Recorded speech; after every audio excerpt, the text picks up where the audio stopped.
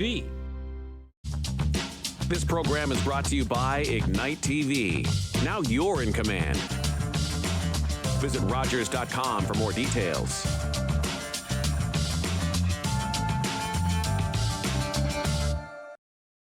The opinions expressed in the following programs are those of the participants and do not necessarily reflect those of Rogers Cable or Rogers TV.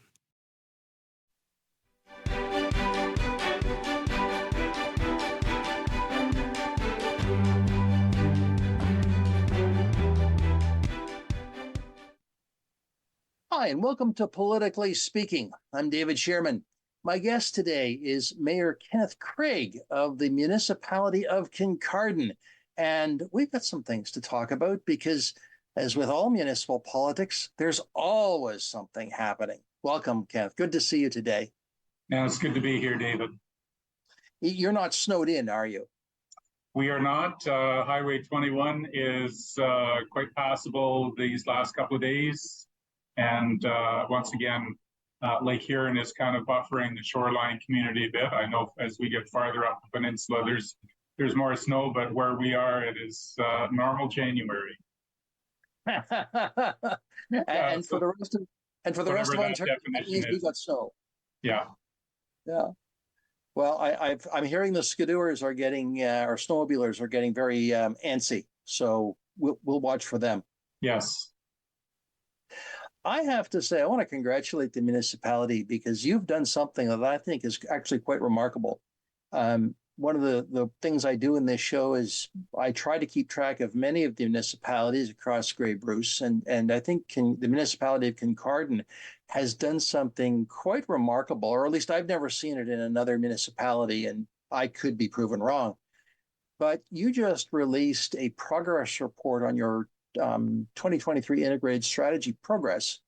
And in that, as part of that, you have developed a Kincardine Map Hub and Development Dashboard. And I would say to anyone who's interested in what's happening in Kincardine in terms of development, that's an excellent resource. What impresses me is you've brought it all into one place, and it's easy to see. How did that come about?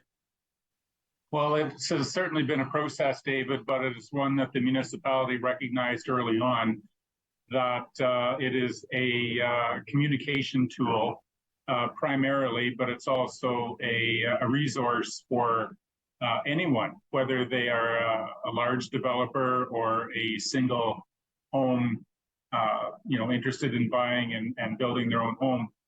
It identifies individual properties, like all the individual properties throughout the municipality under one site, headed up by our planning and building department. And anyone who is interested in purchasing or developing a property only needs to click on any one of the sites, and they're given the information about its zoning, about its size, about its servicing, about all the information that we have about that particular property is right there. So, yeah, when someone is looking at the potential of buildings development of some sort or other in our municipality, like the first visit they want to make is not to the building department or the planning department. They want to have an overview of what our community is, what it has to offer. And this has been a great tool developed by our municipality and implemented. And I just give kudos to our staff for the work they've done, but also the foresight of council to say, this is the project that we need to fund with the development that will inevitably occur in Kincardine in the next 10 or 20 years, whatever it is. We need to utilize every tool that's available to us. What I really appreciated about is just a plain ratepayer, although I don't live in your municipality, obviously. But what I appreciated about it was that you can get very granular detail, not just individual parcels of land, but also if there is something planned or a development application in process, the type of application is color coded. So let's say I was looking for apartments, and I can go and look for, there's residential developments here, here, and here. and then I just can zoom in and click on that, and up pops the application, or at least the information from the application, Yes. including drawings. So you can take a look at exactly what's being proposed. This is information that is often hidden in minutes, or is not always, I won't say up to date, because it is, but it's often harder to track. So kudos to your staff and the municipality for taking this very important step forward. It's excellent. I hope other municipalities will follow suit if they haven't already. Yeah. Well, we've discovered, as you likely know, David, that the people who live in a community are acutely interested in what's going on. And when the community believes that information is being withheld to advance the agenda of somebody else, it's not a good response. So as we are able, there are some confidential, there is confidential information that is not, immediately accessible, but everything that is of public availability, as soon as we're able, it goes on that site. So people are kept up to date as best we can provide the information. Well, like I say, kudos to Kincardine for doing this. I think it's something that other municipalities would do well to emulate. And hopefully, I know that staff across the Grey Bruce talk to each other, and hopefully the knowledge will get shared. So yeah, that's good stuff. And it's not proprietary knowledge. Like it's a software that we have purchased from someplace, so it's available on a wider scale than just ourselves. So, but great. It takes dedicated staff, and I don't mean conscientious. I mean staff that are primarily dedicated to keep that information available. Like that is their job. Mm-hmm. Yep. It's broader than that. They have a wider view of the municipality, but that is one critical aspect of the role they play within our municipality. Sure. Now, I noticed also in the report there was a reference to e-permitting software. And is that something that is broadly applicable to, say, a burn permit, or is that only for development? No, we're moving as many permitting processes online as we can. So burn permits and construction permits, as many as we can, and it is called e-permit. So it is being more and more applied within our departments, because it's, time is money, fuel is money. And if you can make the first 3 visits via your computer, instead of coming in and having to talk to our planning staff or construction staff and saying, what about this, what about that? You submit the permit, it's reviewed, it's fired back, said, we're missing this, or we need that, or something else. It has speeded up the process and simplified it. So it's very good. Good. It's one of those things that why you kind of say, well, why didn't we do that earlier? But it's certainly good. Now, you still can't get a marriage license online. No, you got to go in to get a marriage license. You got to come talk to our commissioner or clerk or somebody. That's There's no box. There's no box that you check that says, I am not a robot. So there are some things that still require the human touch, but this is a good way of dealing with it. Well, it sounds quite exciting. Well, so many development applications are from away. So there's, from the convenience of their office, they can submit applications rather than, well, when are we going to be in the municipality? And that's a weekend, but the office is not open. So it's just so much more logical. Yes. And with the amount of development that is going on, it makes a lot of sense to kind of integrate all of these processes and make them a little more computer friendly, and because that's how things are working these days. Absolutely. Yeah. Now let's go on to one thing that is, always near and dear to my conversation on Politically Speaking, and that is budget. And no, I'm not going to ask you what the final outcome is. But tell us, where is your council in its budgeting process? Our council process is, as is the normal case, staff started on budget last September, and they, through conversations and through senior management leadership teams, prepared a draft budget that was presented to council in early December with a proposed capital and operating expenses presented. We had our first conversation about it at a very high level middle of December. We were supposed to have met again Monday past, only to be canceled by weather. Our council had 6 members of the 9 that were elected first time last year. And they will tell you, and I will agree, that the budget process last year was very onerous, because not only was it budget, it was local politics 101. Like there was an enormous learning curve for all of us. And our CAO was new. There was just a number of factors that forced us, realistically, we had to slow down and look at budget from a perspective that it wasn't fast and it wasn't easy. This year's budget, the staff and council are much more comfortable with the process. They know the questions that they have to ask.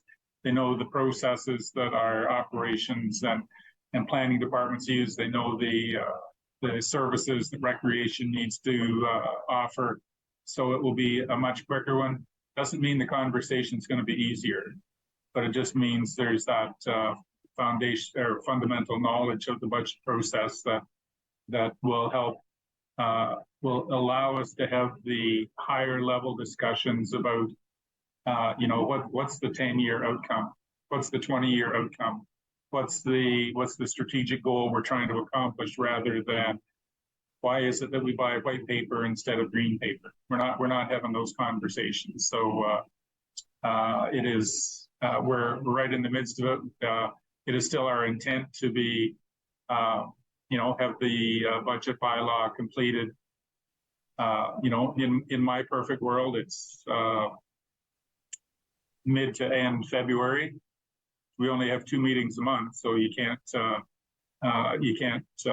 squeeze one through in the middle of the night sometime. We won't do that. But we'll still be on target for our budget to be approved, likely in February sometime. Okay. And what was the potential increase from the staff budget that you've had a first run at? The draft budget came in at 7%. Mm-hmm. And there were a number of realities that council had to address. There were a number of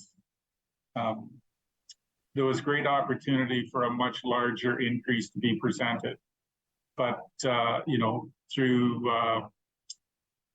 conversations and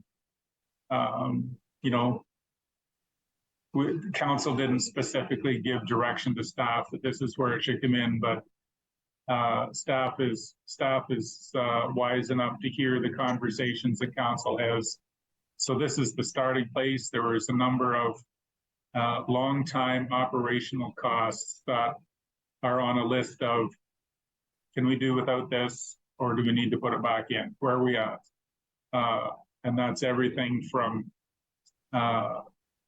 canopy issues, decorations, some of the events in our municipality, like what is it that it takes to provide quality of life to our citizens, and what's the balance? Where's the taxation level that will support that? I've heard the phrase used in some other municipalities. We have to figure out what we need to have, and not just worry about the nice to have. Yes. Yeah, and there's some financial realities too, because we're looking at development, and every municipality can benefit to some extent by the increase of development in their community and the increased assessment that it brings. But there's a lag period between when the municipality puts in the hard services for them, when they pick up this cost, when they pick up that cost, when and the time when until the time comes where they actually get an increase in tax revenue from that development. And Kincardine is in a place like that where we know the development's coming, but there still has to be an investment in some of those hard services. So we will experience some short-term pain. I'm sure that there will be residents in our municipality that will not agree with where we end up, even if we accept it as it is now. And, you know, I appreciate the comments, but if Kincardine is going to prosper as many other municipalities will prosper, you can't prosper solely by cutting expenses. Any business will tell you that you need to increase your income to increase your business. You can't prosper in your business by solely cutting expenses. You cannot do that. Because at some point the piper will have to be paid. That what you have cut will eventually have to be either restored, or you realize we shouldn't have done that. Yeah, and the challenge in that, David, and you're aware that the decisions that this council make will not be fully realized for another 10 years. Yeah. And we'll be judged not now, but in 10 years from now, when people say, man, now that was good or that was not good, one or the other. For sure. For sure. Oh, I'm quite sure, Kenneth, you'll still be mayor then. Or living in a retirement home somewhere, David. Thank you. Yeah, but you'll still be mayor. You can be mayor from a retirement home. Yeah. My golly. I look at Ross Kentner over in Meaford, he's in his second career now. He was, general manager at Bayshore Broadcasting, and now he's a politician. That's right. And second term. So, but the other thing I wanted to ask you about, speaking of budget, is where is Bruce County and its levy? Because that also comes into the final tax bill, as well as the school assessment, but that's a whole other issue. Yeah. Where is Bruce County? Bruce County's budget was approved at 6.16%. And even those numbers are sort of relative. 1% levy increase at the county level raises just over $400,000. 1% at the municipal level raises just under $200,000. So it is you can say the percentage points, but when it comes down to dollars and cents, there is a big difference in some of those financial realities. So, our tax bill, roughly speaking, the municipality gets between 55 and 60% of your property tax. The municipality does. The county, I hope I don't get in trouble. My numbers add up. The county gets roughly 30%, and education gets the last 10%. So at the end of the year, each property has a blended number, combination of local, county, and education. But you haven't got that blended number even in a ballpark yet. Yeah. No, and we have not received the education levy at this point yet either, so we don't know what it's going to come in at. That's right, and it's often dependent upon what the province is going to give on their per student grant. Yes. So it's going to be. I hate to say it, but it's kind of like shooting at a dartboard and hoping you hit the right mark. Hoping that nobody's moving the dartboard as you're shooting. Which can happen. Yes. Which can happen, I'm sure. Well, it's always, and people, one of the things I have learned over the last few years is that people want to know about their taxes because it's the one thing that directly affects them. It's the one tax that it's a big tax because it comes out in, even though it may come out in monthly amounts, it's not a small amount, but it also is, it's close. And I've heard it expressed that it's a close tax. That Yes. Yeah. The municipal tax is more well understood than any other tax. Now, I'm going to be so bold as to say you pay more provincial and federal taxes than you do municipal. But, through gas, through clothing, through groceries, through all those taxable purchases you make. But that's just the cost of living. But your property tax is very personal. Very so we are scrutinized. Well, as I say, that's what they pay you the big bucks for. Yeah, as we should be. We should be scrutinized. We should, we represent our constituents. But one could get in significant trouble by suggesting that you don't listen. But there are decisions that have to be made around the council table, even though a majority of your residents might not agree with where you're going.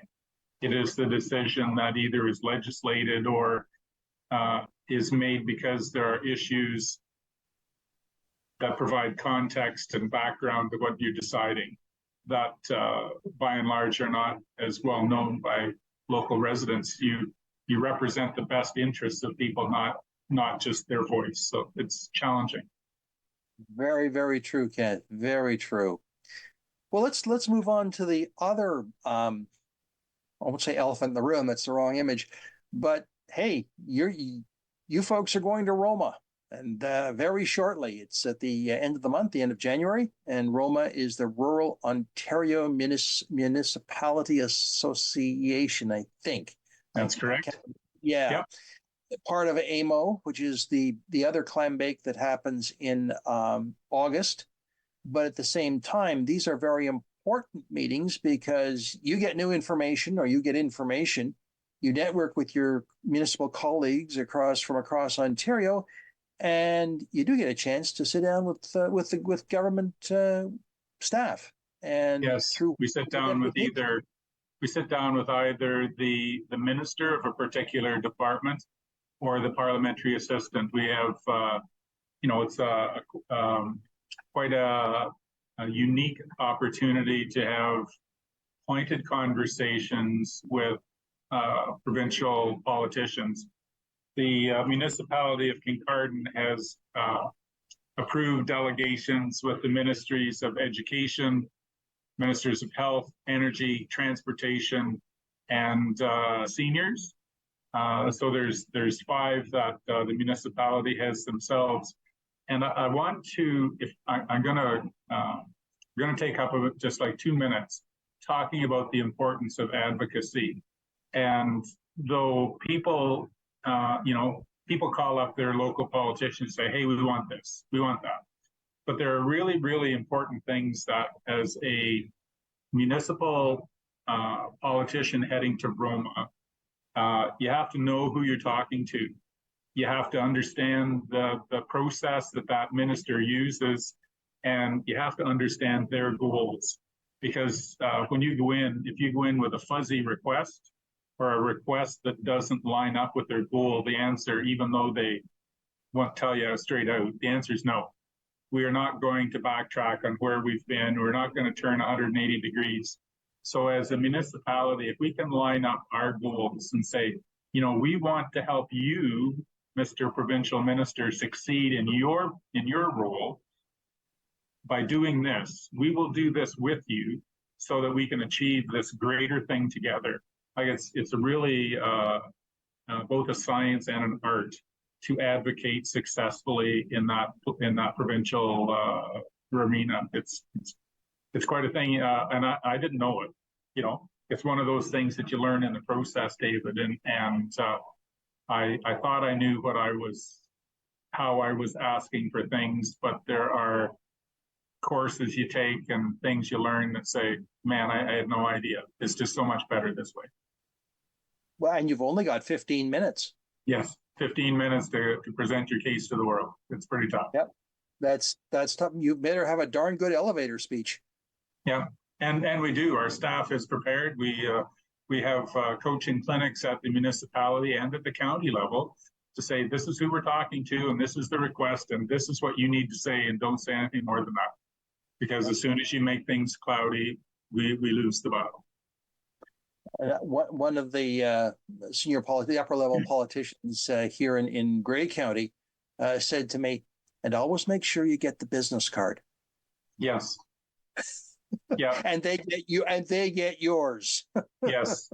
Yes, it is networking. And, a lot of the productive conversations happen in the hallway with another local mayor. And you say, how did you do this? How did you overcome this challenge? How did you succeed in that way? And I'll get our staff to talk to your staff because we can use those lessons. Yes. As the cliche says, I want my people to talk to your people. Yes, we'll do lunch. Right on.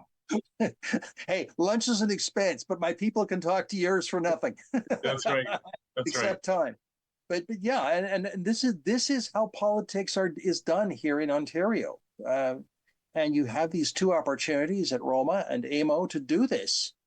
And it's underestimated, and I think, and not often I think it's very cloudy for a lot of people. As you have said, it's a science and an art. Yes, the ability to make a connection. You go in, there's 15 minutes, and you better state your case in 5, because if you use up the whole 15 minutes talking, the minister's quite happy to say, thanks for coming, and away you go. Like, if you don't make your request and give them time to talk, to answer, and to clarify what we need to do differently or how we need to approach this challenge differently, so that they can succeed in doing what their goals are. Well, how many will be in your delegation going to Roma? We have a couple of staff people, and there are 4 councillors going to the conference in Toronto. Well, that should be most interesting, because another learning experience, which we can talk about the next time you're back on, because you will be coming back, I trust.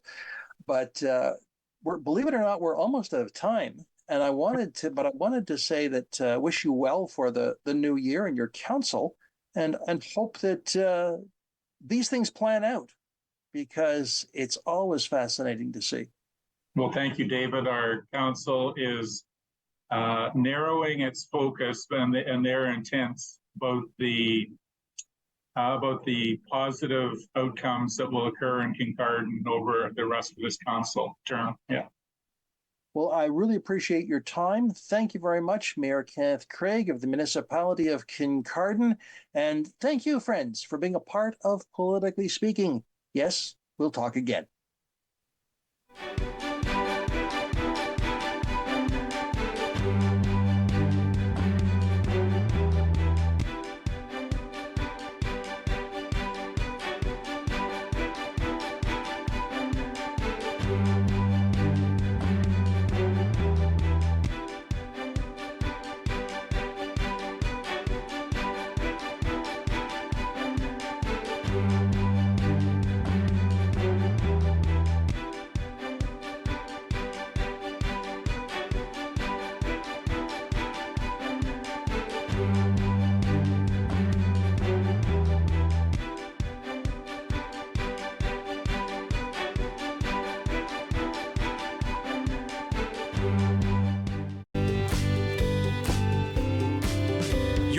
Rogers TV.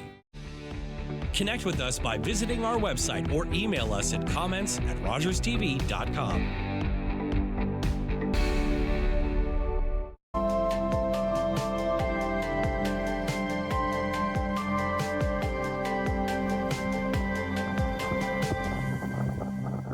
Canada's Got Talent is getting ready for the biggest season ever. 874,624, 800. With the biggest cash prize in Canadian TV